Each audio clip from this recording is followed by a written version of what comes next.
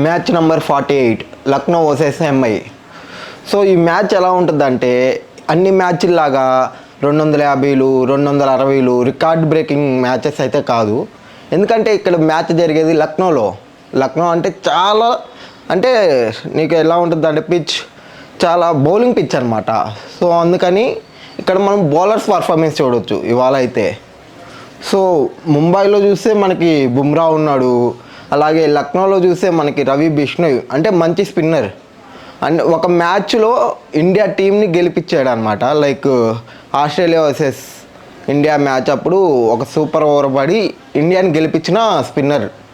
ఈరోజు ఏం చేస్తాడో చూద్దాం. అదేవిధంగా కేఎల్ రాహుల్ 400 స్కోర్ని క్రాస్ చేస్తాడా?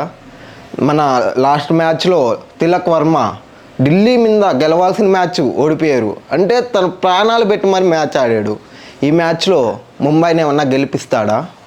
చూద్దాం. హార్దిక్ పాండ్యా క్యాప్టెన్సీలో ఏం జరుగుతుందో, కేఎల్ రాహుల్ 400 స్కోర్లు బీట్ చేస్తాడో, లక్నో మీద ముంబై గెలుస్తుందో, ముంబై మీద లక్నో గెలుస్తుందో చూద్దాం.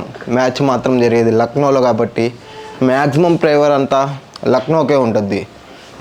అక్కడ పోయి ముంబై వాళ్ళు గెలుస్తారా? 2 మ్యాచ్లుగా ఓడిపోతున్న ముంబై ఈసారి 3వ మ్యాచ్తో ఓడిపోకుండా మేము గెలుస్తాం అనిపిస్తారా? లేకుంటే లాస్ట్ మ్యాచ్లో ఓడిపోయామన్న బాధలో నుంచి బయటకు వచ్చి మేము గెలుస్తామని చెప్పి లక్నో గెలుస్తారా? ఏదో ఇవాళ మ్యాచ్తో మనకు తెలిసిపోద్ది.